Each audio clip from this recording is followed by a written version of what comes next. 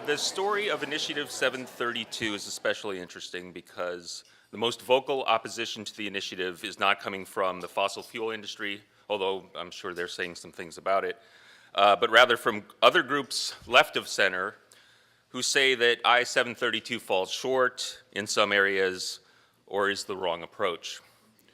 The two groups that we have represented here are the I-732 campaign, and Yoram Bauman, I'm going to get into introducing him more in a minute, and the Alliance for Jobs and Clean Energy, the president of the Washington State Labor Council, Jeff Johnson, and I'll also give an introduction of him in a minute too. The two groups tried to reconcile their differences over how this initiative should be written late last year, and that didn't come together. That didn't work out. The two sides couldn't reach agreement on how the initiative should read. At one point last year, it looked like there might be two carbon initiatives on the same ballot this year. That didn't happen either. So we have one measure. The I-732 campaign decided to move forward after negotiations didn't work out between the two sides. And so here we are today with the one measure and lingering opposition to it. Let me read you the ballot title so you know exactly what we're voting on. Oh, and I should say, this is late July. August 2nd, I think, is an election day. This is not on the August 2nd ballot, right? This is on the November ballot. I mean, the same one that'll have Mr. Trump and Ms. Clinton. Oh, okay. So anyhow, so this is looking ahead to November. Don't look for it on your August ballot. And when you get your November ballot, it will have this on it. This is the title, the short description that you'll read. Initiative measure number 732 concerns taxes. This measure would impose a carbon emission tax on certain fossil fuels and fossil fuel generated electricity, reduce the sales tax by 1 percentage point, and increase a low income exemption, and reduce certain manufacturing taxes, should the measure be enacted into law. So that's what you'll see, and that's the kind of the gist of what we're talking about. And I'm going to move on next to, before I introduce the speakers, I want to kind of set the stage a little bit. In December, when the Seattle Times reported that the two sides couldn't reach an agreement on an initiative or on language that everyone could back, there was a quote in the Seattle Times from Patrick Mazza, if that's how you say his name. He's editor of Cascadia Planet blog.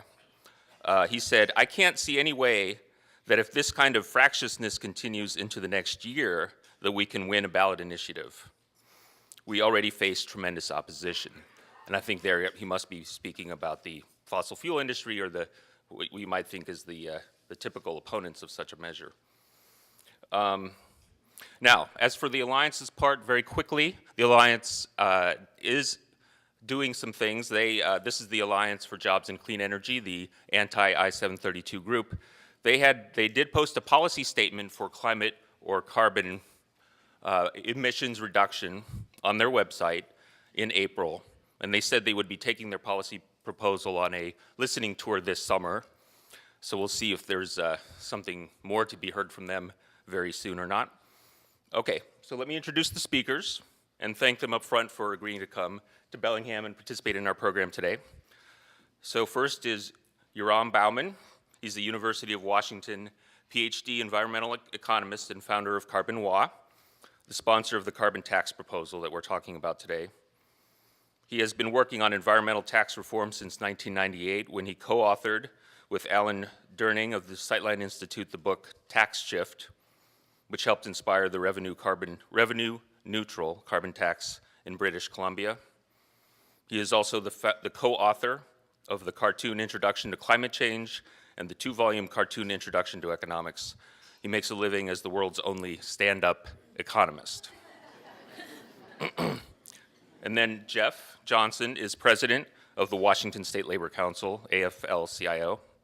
His work at the Labor Council has focused on legislation that improves the lives of working people, including Oh, including increasing collective bargaining, strengthening workers' compensation, and working on economic justice and anti-poverty measures. He has represented labor on numerous committees inside the labor movement, as well as serving on external committees, including the Workers' Compensation Board, the State Board for Community and Technical Colleges, and the Governor's Council of Economic Advisors. So what happens next is we're going to give both of them a chance to give introductory statements, 12 minutes max, and it is our tradition or our policy to let the pro person or the the person supporting the measure go first. So Yoram, you're on. 12 minutes, please. Thank you all for coming out today on this beautiful day to hear about carbon pricing and Initiative 732. I understand from some of you that I've met in the audience that since you saw my bio that I do stand-up comedy about economics, that you were hoping that I would tell some jokes today. However, I was not given any extra time to tell jokes. So I have to keep the jokes part brief, but I do make a living doing stand-up comedy about economics. Anytime you have stereotypes you can play with, you can do comedy. So, you know, you might be an economist if you don't read human interest stories because they don't interest you. You might be an economist if you've ever gone to a bank in the hopes of getting a date. You might be an economist if you adamantly refuse to sell your children because you think they'll be worth more later. And those are mostly the jokes that I will tell, but I want to transition on the note about children because climate change is it's about us, but it's about our children and our grandchildren. And I say that as the father of a 2-year-old. We have a moral obligation to take action on climate change for us and for generations to come. Initiative 732 is a terrific step in the right direction, and I'm delighted to be able to tell you a little bit about it. And I want to start, I'm going to show a couple of slides here. I'm going to start with just a basic introduction to climate change and climate science. I do make a living doing a lot of corporate events, and the corporate events I speak to are not the Sierra Club. Right? It's the Florida Bankers Association and the Barry Goldwater Institute and places like this. So this is the same little climate pitch that I give to them. It starts with this fact that carbon concentrations in the atmosphere are going up. Nobody doubts that this is primarily caused by human activity, principally burning fossil fuels and deforestation. Then we have this theory that says that if carbon concentrations in the atmosphere go up, then global temperatures are going to go up. This theory actually predates Al Gore. They laughed at that joke more in Texas. It goes all the way back to this fellow, Arrhenius, who was a chemist in Sweden. And in 1896, he made the first estimate of how much global temperatures would increase if we doubled CO2 in the atmosphere, which we're on track to do kind of the middle of this century, about 2050. And his estimate from 1896, about 5 degrees Celsius, 9 degrees Fahrenheit, is actually still pretty close to the range that climate scientists talk about today. The big difference between where he was then and where we are now is that he thought that climate change was going to be awesome because he lived in Sweden. And we tend to be a little more concerned about changing the basic functionings of planet Earth, ocean acidification, sea level rise, things like that. In any case, we have been running this experiment on planet Earth for the last 150 years or so, and here are the results of the experiment. The blue dots are measures of global average temperatures for individual years. The red bars are 10-year averages from the 1880s up to the 1970s. And then there's the 1980s, the 1990s, the 2000s, the first half of this decade. Temperatures, I would argue, going up pretty much in line with the projections of climate science.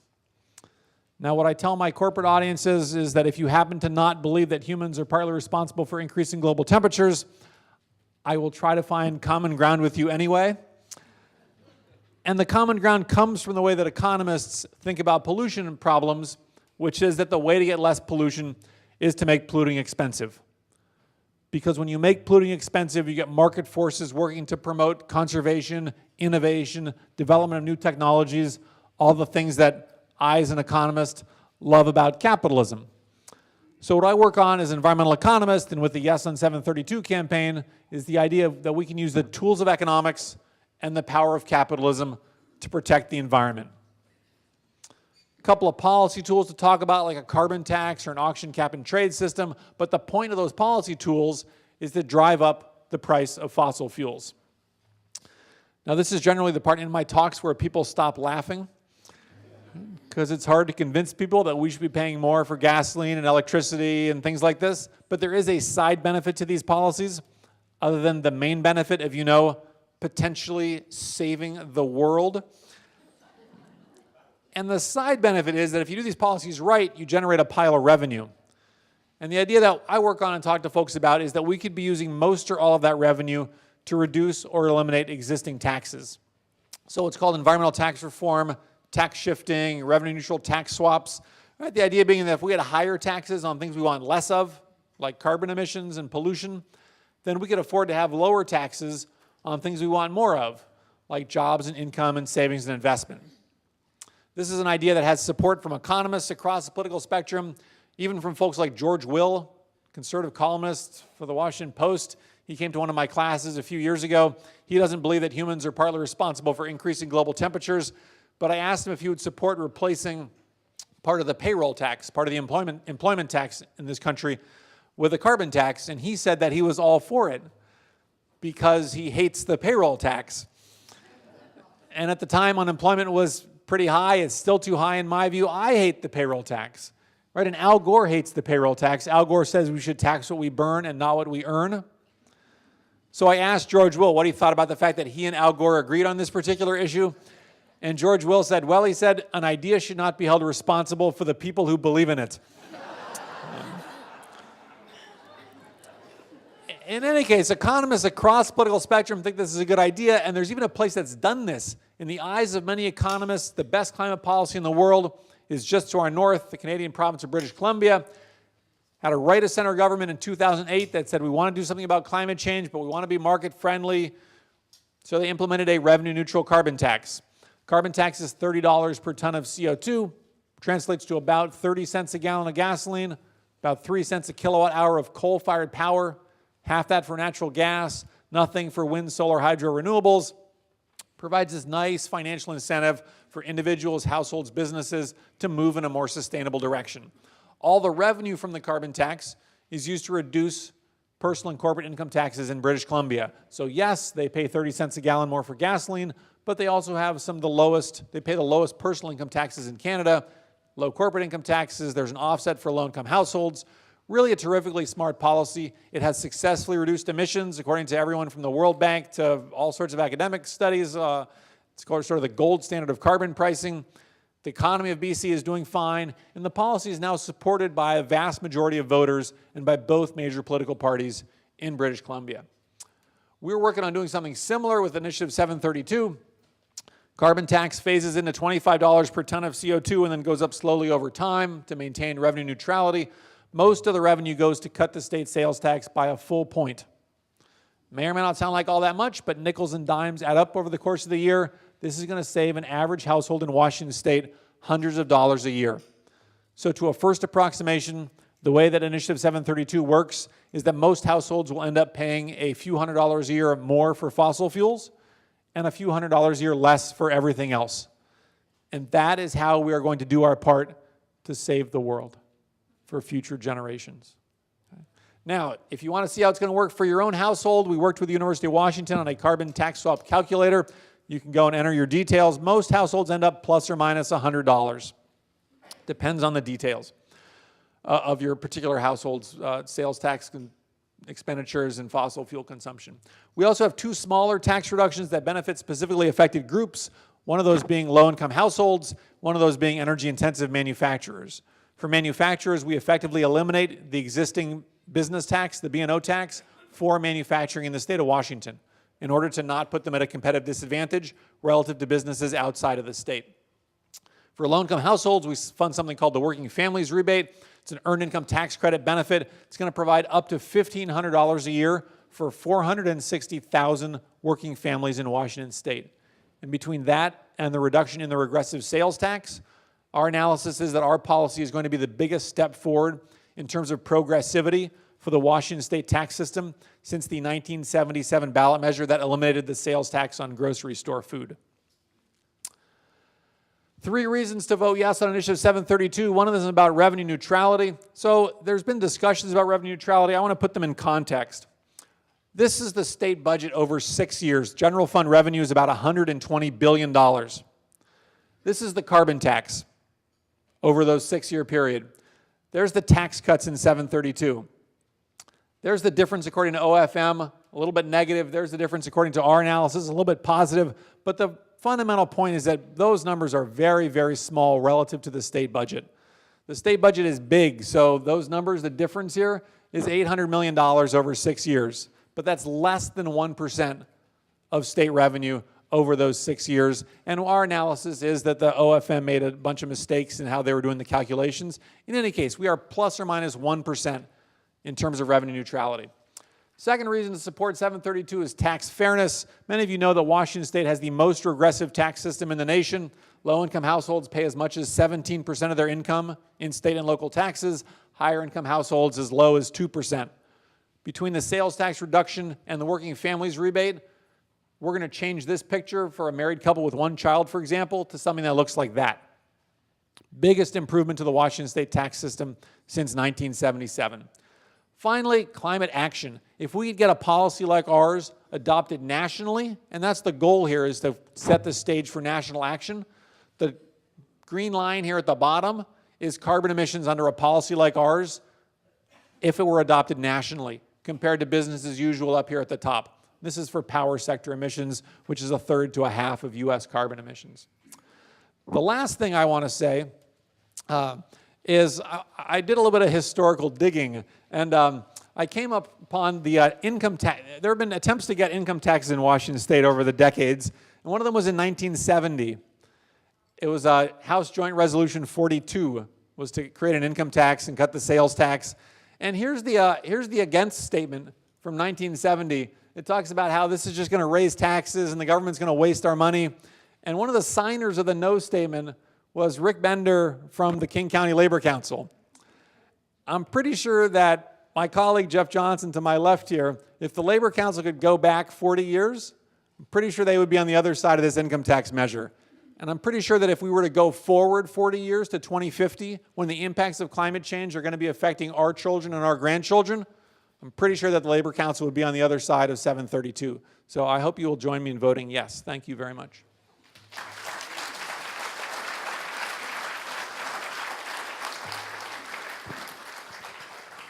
That was about 11 minutes and 48 seconds. That was good. If I have 10, so I have 10 seconds left. Wait, okay. I want to give a shout out to our staffers who are here. So Rihanna, Emma, and Sally. And then there was someone earlier, I think, who mentioned how something gets on the ballot in Washington State. It gets on the ballot with 360,000 signatures. And we did that with a lot of volunteers, and many of them are here in the room today. So if you were a volunteer on the campaign, or you had a family member who was a volunteer on the campaign, put your hand up. Don't be shy. And whatever you feel about 732, let's give these people a round of applause for participating in democracy. It's a hard thing to do. Thank you very much. Okay, Jeff Johnson, you'll get about 12 minutes and 15 seconds. All right, well, thank you very much, and thank you all for inviting me to speak with you today. So I'm Jeff, I'm president of the Washington State Labor Council. We represent about 425,000 union members in the state of Washington, and I know how hard it is to qualify for the ballot. We've done it twice before with minimum wage initiatives, and last Friday we just qualified for this November's ballot with Initiative 1433. Which would both raise the state minimum wage, but as well provide paid, safe, and sick leave for about 1 million workers and their families in the state of Washington. And we collected 365,000 signatures in the last 3 months to do that. I want to give you a little context for the labor movement and climate and justice. In 2011, was my first year as president of the State Labor Council, and we got a resolution at our convention, and it actually came out of the Bellingham, or the Northwest Central Labor Council up here. And it was to support the Gateway project at Cherry Point, a bulk export terminal. And it passed for two reasons. It passed, one, because of the industrial decline up in Northwest Washington, the closing of the Georgia Pacific plant, and not being able to replace those jobs with good family wage union jobs, but more service-type jobs and much lower wages and benefits. Second reason was the building and construction trades had not come out of the Great Recession, so they were still dealing with 40 to 70% unemployment rates, depending on what part of the state you came from. That's why it passed. In 2012, and I should say this, the same Central Labor Council that put that resolution in that passed was also working with a Blue-Green Waterfront Alliance that I think many in the room are involved in, and later we became involved with. In 2012, in part as a reaction to that resolution, I recreated the Blue-Green Alliance in the state of Washington. And so I co-chair the Blue-Green Alliance with Casey Golden from Climate Solutions, pulling together the major environmental groups and labor groups and communities of color to talk about how can we work on climate justice issues. What I also did was I met with the head of the state building trades at the time, and I said, I don't want any more resolutions coming to our convention dealing with export terminals, whether it's coal or whether it's oil, because they will go down. They will not pass. And quite frankly, my job as head of the labor movement here is to keep our labor movement together and not having us fight each other, because there are enough people trying to fight us and fight the middle class as it is. We worked on many projects together in the Blue-Green Alliance. In 2015, in our own labor movement, we put together the most comprehensive labor policy on climate justice in the country. If you go to our website, wslc.org, you can look at 2015 Resolution 27. And it puts a descending cap on carbon. It prices carbon, not unlike Initiative 732 in the sense of a price, but it is not a revenue neutral, never mind a revenue negative policy as 732 has turned out to be, but it's a revenue positive carbon tax. And it makes a big, big difference, because the positive nature of the revenue then allows us to do a number of things. One, it allows us to do equity for those communities, communities of color, as well as fossil fuel workers who did the least to cause climate pollution and climate change, but are impacted the most by it. It also allows us to do infrastructure development to help us mitigate and adapt to climate change, but as well, it allows us to put revenue into incentivizing and growing the clean energy economy. We've also, at the same time during that year, we've been working with iTech, a manufacturer of solar panels up here, helping them expand to the port of Bellingham, but as well, we're purchasing 2 megawatts worth of panels from iTech for a solar farm pilot that we've created out at the Hanford site on union-owned property. We're going to produce 4 megawatts of electric power, solar power. We've got a battery company involved as well that is headquartered down in Tukwila. And we've got a contract with the Ben Franklin PUD to actually sell the power, not as peak power, but as regular power. In December, I had the good fortune of going to Paris to represent labor as part of the climate talks in the UN climate talks in Paris. And there were three goals that we had at the Paris talks. So I don't disagree with one piece of scientific information that Yoram put up there. We're in agreement. And in our own tour, we use similar types of slides. Where I do disagree, you'll find out in a minute. But at Paris, what we did, 3 things we were working on as a worldwide labor movement and aligning with groups from civil society. One is to try to get countries to raise their ambition levels or the amount of carbon reduction that they were willing to sign up for. Because the ambition levels, when you take the 186 countries, you add up the ambitions, and they create a global temperature rise of between 3.5 and 4 degrees Celsius. At that point in time, existence as we now know it no longer exists. Okay, species die out. We've got island states that no longer exist, low-lying countries like Bangladesh, low-lying cities like New Orleans and Miami, they don't exist anymore. So we've got to do a much better job. A second thing we worked on was financing of climate change, and really, really difficult and complicated. It's not as simple as putting just a carbon price in place, but how do you actually fund the clean energy economy? Because we can't get to climate justice through market mechanisms alone. Heck, we can't even get equality of income and wealth through market mechanisms. In fact, I would argue it's through market mechanisms that we have the worst inequality that we have ever suffered in the history of our world right now. The third thing that we worked on was trying to get language around just transition, quality jobs, rights of indigenous peoples into the operating portion of the text. We failed. We got language into the preface of the document, which is the best we've ever done as civil society, but nonetheless, we failed. Okay. So that's kind of the context in which we've been working. In terms of I-732,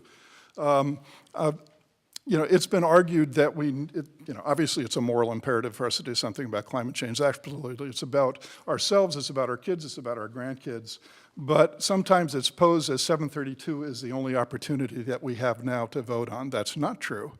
Right now we have Sound Transit 3. Now I recognize that you don't get to vote on it up here, but the majority of the population of our state does. Snohomish, King, and Pierce County. Sound Transit 3 is the largest expansion of mass transit in the history of our state. It will, over the course of its run, reduce vehicle miles traveled by 313 million miles. It will reduce, it's estimated to reduce greenhouse gas production in our state by 10%. This is a major, major effort to address climate change, as well as to a major economic development program for our state. Given the gridlock, but for the gridlock that we have in Olympia, if we could actually raise revenue, not keep revenue neutral, and certainly not make revenue negative, if we could raise revenue in Olympia, there's no reason why we couldn't expand mass transit beyond Snohomish County to Skagit to Whatcom and all the way down to Vancouver. Right now it's bounded because it's 3 counties having to fund it with a really crappy revenue system, right, and a regressive one. I totally agree with Yoram on that. But that's all they have to deal with. It goes from Stillicum up to Everett. Not good enough. If we can just in that area reduce greenhouse gases by 10%, could you imagine what we could do if we did this across the state? And you got to recognize that carbon pollution in our state, 50% of carbon emissions come out of the tailpipes of cars and trucks, okay? That's where we have to really focus. 732 was written to be revenue neutral. It's not.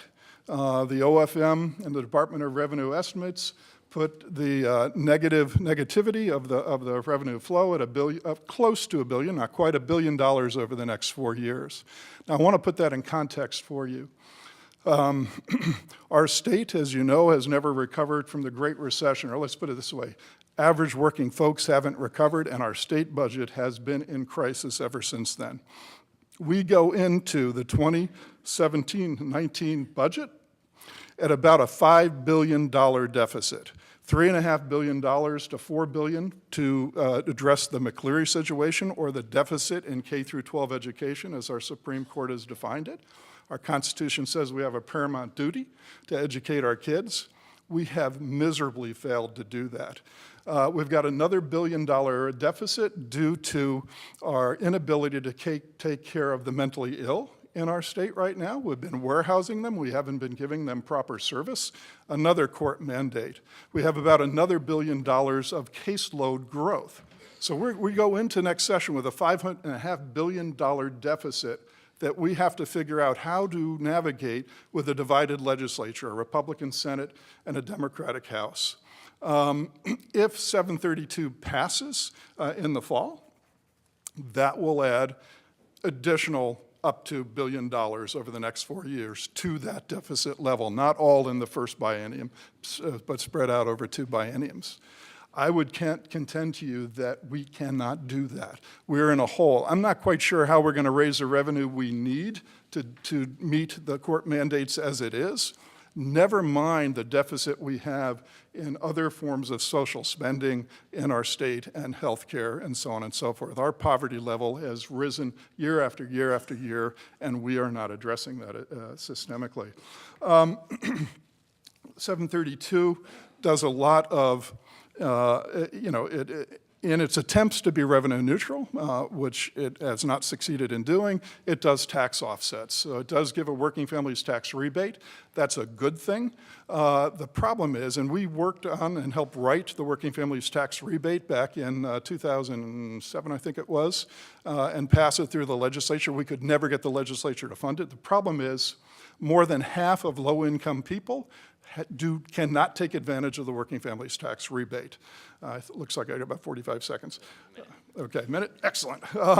So what do we do with the other 53% of poor people, right, who will face rising energy prices because of what we do on carbon? We got to figure that piece out. We just can't leave it that way. It's one of the reasons why there is no major community of color organization in the state that supports I-732 right now. The B&O tax reductions, the state sales tax reductions, all of those things don't help us get where we need to be in terms of climate justice. We need revenue to incentivize and leverage the clean energy economy. We need positive revenue so that we can build the type of infrastructure, I'm running out of time? Yeah, okay, to adapt and mitigate climate change. I'll stop there. Thank you for your patience. Yep.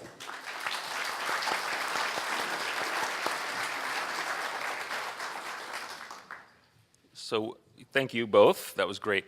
We have a few questions lined up for the two guests, and after I get through maybe 2 or 3 of them, depending on time, we're going to ask the audience to ask questions of the speakers, and we will have people with microphones, at least one person. I see Kate has one. And so when the time comes, if you would hail the microphone-bearing person out in the crowd, and I would pick people to ask in whatever order. First come, first served, I guess. Okay, so I think I got a handful of questions here, and I think we need to address this revenue neutral claim and counterclaim from the other side that Yoram, you do cite the figures from the OFM, and Jeff certainly does too.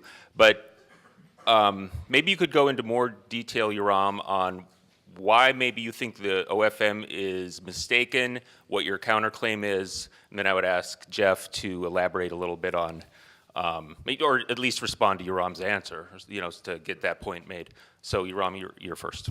Great. So let's start by actually getting the numbers right. So the latest OFM numbers, which are going to be in the voters pamphlet, is that Initiative 732 is $800 million revenue negative over 6 years. Okay. Again, the state budget over 6 years, state tax revenue over 6 years is $120 billion. State budget over 6 years is $240 billion. Right? So this is, as a percentage, is less than 1% of state tax revenue, much less than 1% of state tax revenue. Jeff was talking about how we have this need for $5 billion a year for education and things like this, right? So if you compare $5 billion a year with an annual less than $200 million potential hit, according to OFM, for climate change, for Initiative 732, excuse me, I mean, it's basically like saying, well, I want to save for my retirement, so I'm not going to go to the dentist. Right? That's a bad decision. There's some things that you say, okay, that's worth it, right? It's a different order of magnitude to say, okay, I got to save for my retirement versus saying, okay, I should go to the dentist. And 732 is like we're going to the dentist because if we don't take action on climate change, then climate change is going to start impacting our economy, and that's going to hit our tax revenue also. Right? So the numbers that we're looking at as a percentage are very small, plus or minus 1%. If you want to get into the details of why we disagree with the OFM numbers, why we think it should be closer to plus 1% than minus 1%, just to give you an example, there's exported power, so power that's generated in Washington State and sold outside of Washington State. OFM, for whatever reason, legal reasons, they claim that that's not taxed by 732.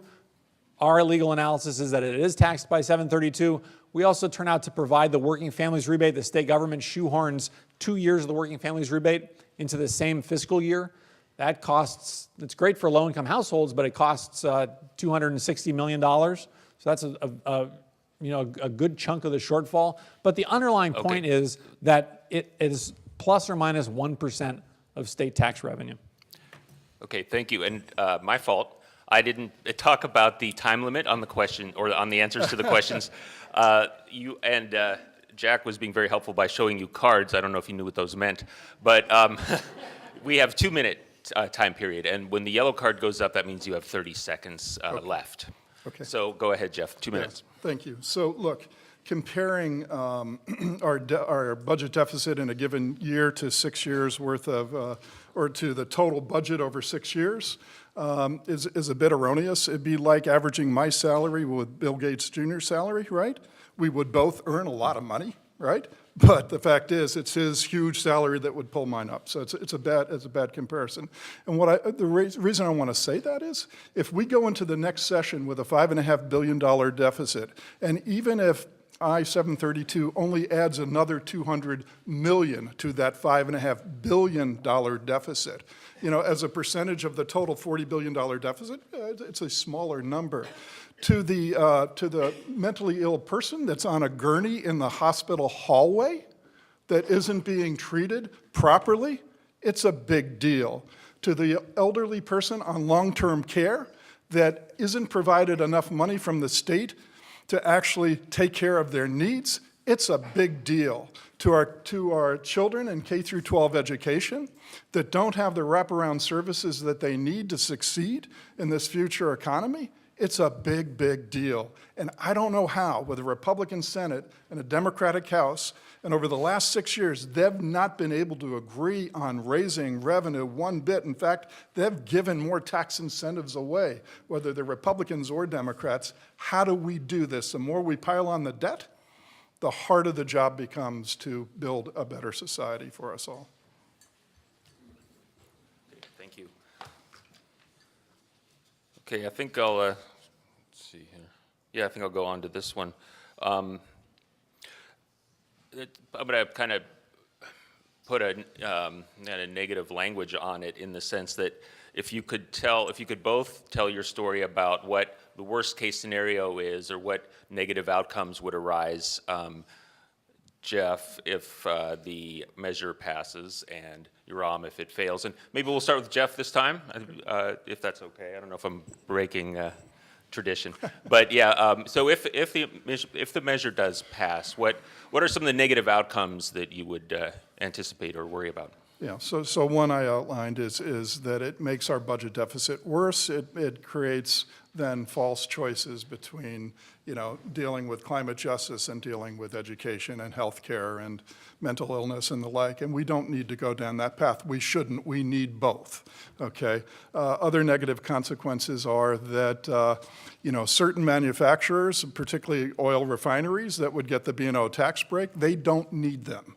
I mean, all you got to do is take a look at the reports out there on these companies and the massive amount of profits they're making. They don't need a tax incentive to meet a carbon pollution emission standard decline. Other negative effects. You reduce the state sales tax by 1%. Does it make our tax structure more progressive? Yeah, a little bit, yeah, because sales tax are regressive. Absolutely, okay? But what does it do to our ability to actually change our tax structure systemically for the better and to raise revenue? Because the truth is, to be honest with you, we do not raise enough revenue. We do charge the wrong folks. Small businesses pay too much. I think working class folks pay too much. But the rich in our state do not pay too much. They don't come anywhere close to paying too much. We do need a state income tax. We do need a capital gains tax. And we do need to reform the way our B&O tax is set up. But when you reduce the sales tax 1%, it's real difficult to fill in the revenue that decline with some other form of tax, particularly in a divided legislature. So I could see us going on for a number of years, not being able to change things. I've worked this legislature for 30 years, and it is darn hard to make progressive change. And it happens in small bites every several years or so. And when you look at the long picture, you can make change. In the short picture, we're in trouble. Thank you. So you wanted me to address what bad things would happen if we didn't pass 732? Right, if I-732 fails at the Heaven polls. forbid, yes. Right, then what, what? What will we have missed out on? Yes. We will have missed out on setting an example for the nation and for the world of smart climate policy and smart tax policy. If you look at British Columbia, they have done amazing things in British Columbia with their carbon tax. It is a model that is held up around the world of not just of climate action, but bipartisan climate action. This was a measure that was passed by a right-of-center government with initial opposition, believe it or not, from the left-of-center party. Does this sound familiar? 732 is a chance to not just do climate action, it's a chance to do bipartisan climate action. So when you go, I don't know if there are members here of Whatcom County Democrats. Whatcom County Democrats have endorsed Initiative 732. So have a host of other Democratic organizations around the state, a number of state legislative districts on the Democratic side. We have support from state legislators, both Republicans and Democrats. And the concern that I have if we don't pass 732 is that we are going to end up making climate change even more of a polarized issue than it already is. According to one political scientist I know, climate change is the most polarizing issue in America, more polarizing than gun control. Right? If we take climate change, and especially if the Democrats, if the folks on the left in this state take a revenue-neutral carbon tax, plus or minus 1%, a very close to revenue-neutral carbon tax, and say, no, we're not going to support this because we want a revenue-positive carbon tax that's going to generate more money for programs that we think are important. If the liberals and the Democrats in this state say, no, we're not going to take a bipartisan solution, we're not going to accept that, we're going to hold out for the progressive takeover of the world, that's going to be a black mark. That's going to be a lost opportunity to take action on climate change in a way that can work not only in Washington State, but in a way that can work in other states that are not quite as liberal as Washington State, in a way that can work across the nation and in Washington, D.C. Because we've got to tackle this in D.C. and in capitals around the world, and the only way we're going to do that is through bipartisan action. Thanks. Okay, this question is probably more for Jeff, but I do want Yoram to speak to it too. And this is really about the Alliance for Jobs and Clean Energy. I wrote clean jobs and energy, but I guess you could go either way. The Alliance for Jobs and Clean Energy had intended to put their own initiative on the ballot, and now, we're in a kind of a waiting, we as the public are in kind of waiting mode and waiting for something to happen there. How would your proposal differ from I-732, and is there a timetable? Yeah. So it differs vastly for 732. 732 is a price on carbon. It relies totally on market mechanism to reduce carbon pollution. Now, talking with some of the NDP ministers in British Columbia that I met in Paris, and I've stepped in touch with, the total reduction in carbon emissions in British Columbia since they started the program about 6 years ago is 1.5% carbon reduction net. Is that good? Yeah, it's good. Is that enough? No. Like I said, from Sam Transit 3 alone, we can reduce greenhouse gases 10%. What is the Alliance trying to do? Look, we are a broad coalition of labor, all the major environmental organizations, all the major communities of color, faith-based groups, public health groups, and what we're trying to do is this. Yoram is right. I mean, climate justice and climate change is a divisive issue, mostly because people don't quite understand. And most people are just trying to balance their checkbooks every Sunday night at the kitchen table, right? What we're doing is a very deliberate approach. We did our first climate tour session. We trialed it at my convention in Wenatchee this past week. We had about 120 people in the room, and we went through a carbon policy that looked at carbon pricing, looked on a cap, a descending cap. You need a cap. A price alone isn't enough. If price signals were enough to create a just society, we wouldn't have the inequality of income and wealth that we do today. So it's got a cap, it's got, it's got a carbon price, and it's a positive price. And the reason why neutrality is not good enough is the price mechanism alone can't bring down carbon enough to get us where we need to be. We need positive revenue, not to fund, whatever we want, as Yoram says, but rather to incentivize the clean energy economy, to really get economies of scale out there, which both reduces more carbon. It will eventually bring the price down for fuel, heating fuel, and transportation fuel for all of us. Yoram, you would be able to maybe speak to how I-732 is better than the proposal, or preferable to the proposal that Jeff outlines. Yeah, so the biggest difference between I-732 and the proposal from the Alliance is that the Alliance doesn't have a proposal. So if you look at their website, they have a 4-page policy statement. If I say one thing about Donald Trump and my concerns about Donald Trump, it's that he says a lot of things, but he doesn't actually have detailed policy papers. That's the concern that I have, is that he doesn't have detailed policy papers about how he's going to accomplish the things that he says he wants to accomplish. The folks behind the Alliance, well-meaning people, they're good folks, they have dropped the ball over and over and over again. Before we filed Initiative 732, March of last year, we went and had a meeting with some folks from the Alliance, and they said, don't do this. We need you to slow down. We're telling the same thing to the governor. This is what they said. Slow down and wait for us to come up with our policy. And we said, okay, we'll give you a couple more months to come up with your policy. And they didn't come up with a policy, so we filed Initiative 732.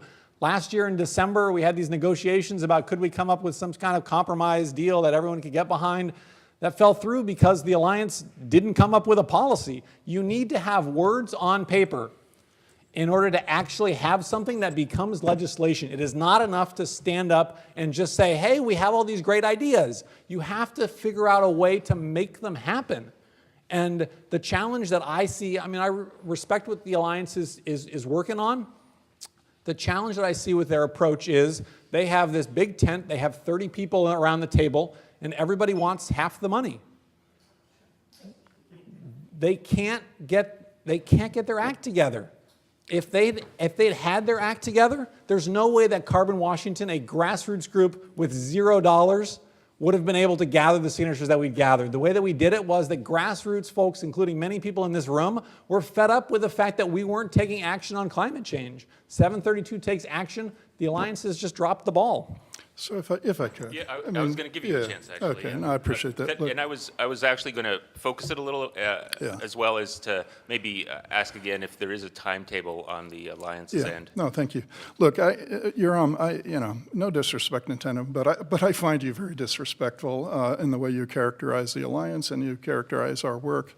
We have a disagreement with the policy formulation that you put in 732, which I think is evident to the audience, but I don't criticize you or your hardworking members that collected the ballots by saying that I think the policy is a misstep rather than a first step.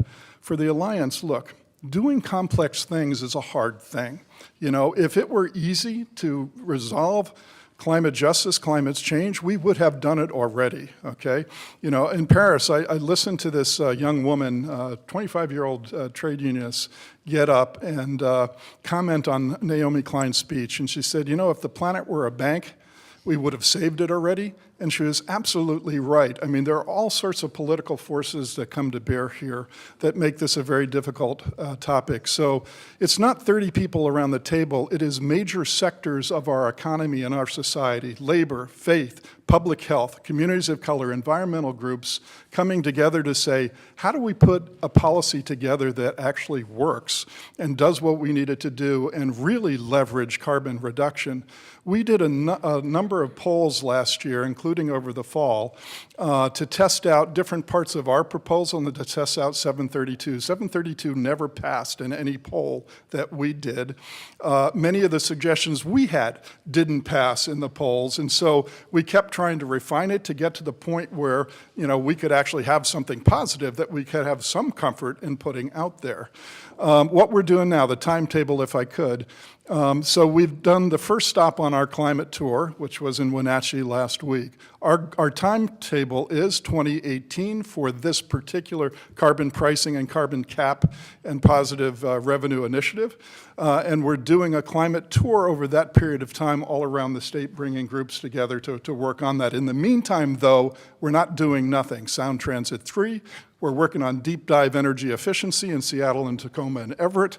We're working on the solar test farm over in Hanford and a number of other projects that will lower greenhouse gases. Okay, thank you. Now, I feel like out of the sake of fairness, I should give Yoram a chance to say something, but I don't want it, as long as you don't say something that makes Jeff want to say something in response. I'm good. I had my say. I'm fine. But, you know, maybe a minute or two, Yoram, if you feel like you have a word. Oh, and then we're going to turn it around and let the audience ask some questions, so start thinking about what questions you'd like to ask of the speakers. But go ahead, Yoram, I'll give you a minute or two. You know, in 2018, the dominant issue in the state budget is going to be McCleary and education funding, and there's going to be a need for billions and billions of dollars, or at least an argument that there's going to be a need for billions and billions of dollars to fund McCleary and to fund education. If you think the citizens of this state are also going to say, hey, let's also put up a bunch of billions of dollars for climate action, you know, I respect the work that Jeff has done and that the labor community has done on climate change, and that that the progressive community has done, but given a choice between funding education and funding climate action, the number one push is going to be for funding education. Climate action is going to fall off of the map. We have a chance in 2016 to make this happen here in Washington State. We should take advantage of the chance that we have right now, because you know it's always easy to say that the grass is greener on the other side. The Alliance has had years to come up with a policy. They have failed to come up with a policy. They have failed to commit to a timetable. Last year, they said they were going to run a ballot measure in 2016. They put out a press release saying in October of 2015, they said the Alliance announces a 2016 ballot measure. Did they run a ballot measure in 2016? No. Is it easy for Jeff to sit here and say they're going to run a ballot measure in 2018? Yes. When 2018 comes, hopefully 732 will be passed by then. All right, thank you both so far. What we're doing now, I think, I'm getting hand signals from different directions, so I'm trying to ignore those. We're going to turn the questions over to the audience, and we have microphones on both ends. Good. Who's interested? Okay. Oh, you have a person right there? Okay, go ahead. Okay, hi. I do climate change education and climate organizing, and am currently writing a climate justice field manual for my master's, and I have a question for both of you. First of all, I appreciate your slides about the carbon emissions, temperature increases. Climate change does not have time on our side, and so my question to both of you is, knowing that in order to have climate justice be the reality and do all the things that we need to do for climate justice, we need to be in solidarity with all aspects of climate change work, in my opinion. So with that said, I'm wondering if both of you can walk away today with the narrative that we can take a yes and approach, meaning the carbon initiative, yeah, the carbon reductions from Vancouver, 1.7% is nothing. It is nothing. What we need is 8 to 9% for our state alone as far as commitments we need. So with that said, it is something. So can we have a yes and approach for the narrative? In other words, can you acknowledge the fact that we need to address climate justice and support what the Alliance is doing? And can the Alliance support action on climate change? That's my question to both of you. Thank you for that question. I think that the vast majority of people who have volunteered on Carbon Washington want action on climate change. They're supporting 732 now because 732 is what is on the table right now.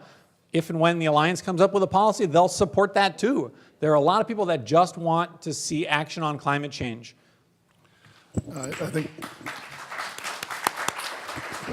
you know, we too want to see action on climate change, and in fact, there are other things on the table. As I mentioned, Sound Transit 3 is a huge attack on climate change, and that's on the ballot this November. So communities of color, labor, environmental groups are pushing hard to try to win that at the ballot. And that is also requires a tax increase, which is hard to do in this state, right? So it's going to take a major effort. We're also working on major deep dive energy efficiency with the MEETS Coalition, so I can talk to you about later. It is an innovative way of getting building owners to take on deep dive energy efficiency. I don't mean changing light bulbs, I mean their HVAC systems, I mean, you know, their complete electrical systems, their water systems, so on and so forth, getting more towards carbon neutral buildings. We can do that, and that will save a tremendous amount of energy. Yes. You didn't answer my question. I'm sorry?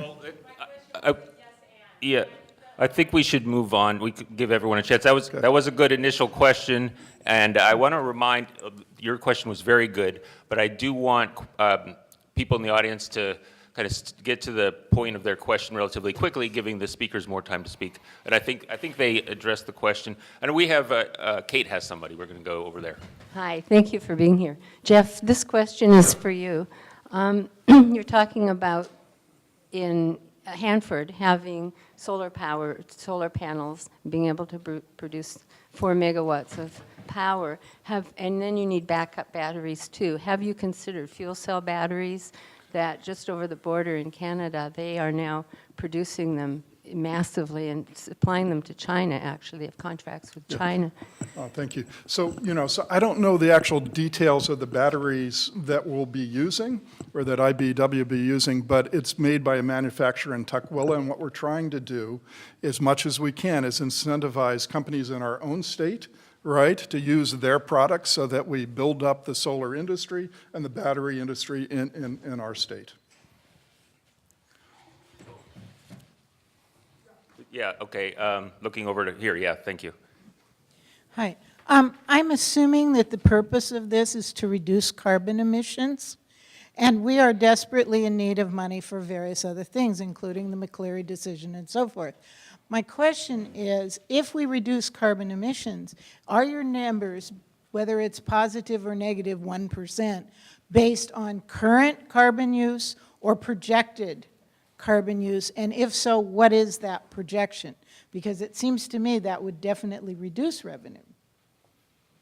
Yeah, thank you for that question. So in the projections that we have for 732, we're assuming that carbon emissions are going to fall by 2% a year.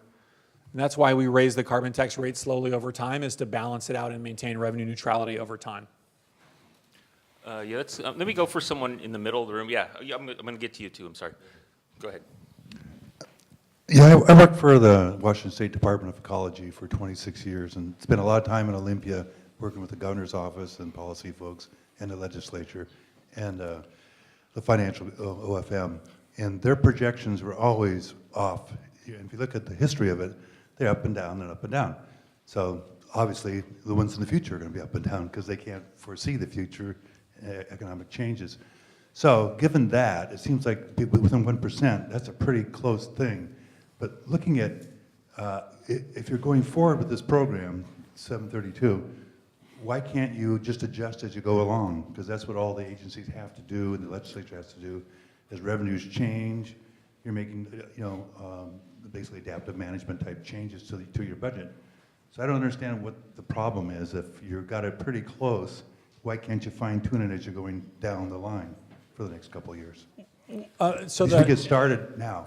it certainly could be fine-tuned, but it would need to be fine-tuned by the legislature. They would need to be the group that would adjust the taxes in order to balance. And they could do it. Just to give you an example, the working families rebate, our intent was, and our belief is what 732 does, is provides a 15% working families rebate in the first year and a 25% working families rebate thereafter. The OFM analysis puts those two things together for the first year, so there's a 40% working families rebate in the first year. If the state didn't want to do that, the legislature, presumably with Republican and Democratic support, since the Democrats are so concerned about revenue and the Republicans maybe are not keen on the working families rebate, could just pass a law that says, hey, look, we're going to cut it to 15% in the first year. They save $260 million. So Ben Franklin is noted for saying there are two certainties in life, death and taxes. I would add a third, and that's tax breaks. Our state, and I'd say Democrats more than Republicans, have been experts at creating tax breaks in our country, and I would contend that they're largely responsible for creating the $5 to $6 billion deficit we're in right now. So you're arguing about, could we just make adjustments as we go along? Well, yeah, but we don't have historical proof that we can actually do that in our legislature. So it's once you put this policy into place, we're locked in for a long period of time, even though after 2 years the legislature could change anything.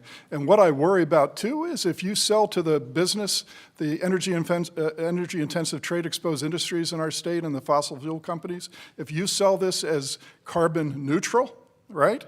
It's going to be very, very difficult to ever get to the point where we have positive revenue coming out of a carbon tax to do the type of investments into the clean energy economy that we need to really bring carbon emissions down, as the first woman who spoke said we need to do. We're not going to get to the 8 to 9%. We'll be like British Columbia, and after 6 years, carbon emissions go down 1.7%. Not good enough. Okay, I'm going to try to squeeze in 2 more questions, and I have my 2 people lined up. So you're next, and he doesn't have a microphone. Okay, there we go. Thank you. I'd like an answer to the first question. Basically, you both claim that climate change is absolutely imperative. I think most, if not everyone here, agrees. There's a proposal on the table. If it passes, we have some relief. You have a proposal somewhere in a vacuum that has yet to materialize. What I'd like to know is why doesn't the Alliance support 732 until such time as it comes up with a concrete proposal that it could give to the legislature or give to the voters as an improvement or as an alternative, rather than oppose 732 and potentially leave us with nothing, even if you come up with a proposal and it's defeated? Okay, that's a great question. Look, I'm not a debater by trade, and so maybe I haven't made my points clearly enough, but it's not a choice between 732 and nothing. Sound Transit 3 is not nothing. It is huge. It is absolutely huge reduction in greenhouse gases and carbon emissions. The deep dive energy efficiencies, a huge way of reducing carbon pollution. You know, I'm sorry, I kind of lost. No, I'm not. But what I am saying is this: once 732 is put into place, if it passes, right?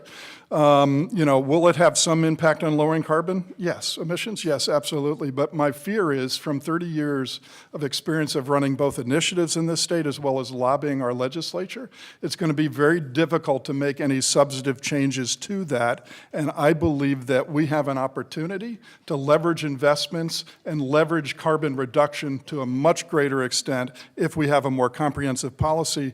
And to say that we're doing this in a vacuum, well, it's a vacuum made up by the major sectors of our society in this state, and we are taking time to do this. Basically 2 years of education and sessions around the state so that we get more input and more people have their voices, because, Yoram is right. It's a divisive issue. For you all in this room, not so much. You get it, right? But the average person out there, my next door neighbor, much harder. So we've got to educate an electorate to actually vote for something that makes sense for our economy. Okay, I'm going to go to the last question if we have another minute. This has to be a quick question and a quick answer. Jeff, you said that the working family rebate would only benefit 50% of those families. Why is 47, that? yeah. Because a lot of low-income folks don't actually work, right? A lot of them are disabled. You know, a lot of them are on other forms of assistance, but they still have to pay rent, and so their heat costs will go up as energy prices rise. So these are not numbers that I've come up with, but the Washington Center for Budget and Policy Priorities have. Communities of color are working really hard to figure out other transfer mechanisms that will, like the Working Families Tax Rebate, get income into the hands of the 53% of low-income folks that aren't addressed by the Working Families Tax Rebate. Don't have the answers yet, but that's why I say it's a complex issue. It takes lots of voices, lots of minds, lots of communities to get it right. They don't have an answer yet, but let me give you a good way to provide benefits to everybody, every individual, every business across the state. It's to cut the state sales tax. That puts money back into the pockets of everybody around the state. That's what 732 does. We have a path forward here with 732 to take bipartisan action on climate change in November instead of waiting. I hope that you will come and see Rihanna and Emma, our other volunteers or staffers and volunteers that are here. I hope you'll get involved in the campaign. I hope you'll go to yesson732.org, and I hope that you will vote yes on Initiative 732 in November. Thank you so much for bringing us out here today and for spending your time with us. Yeah, thank you both. Good job.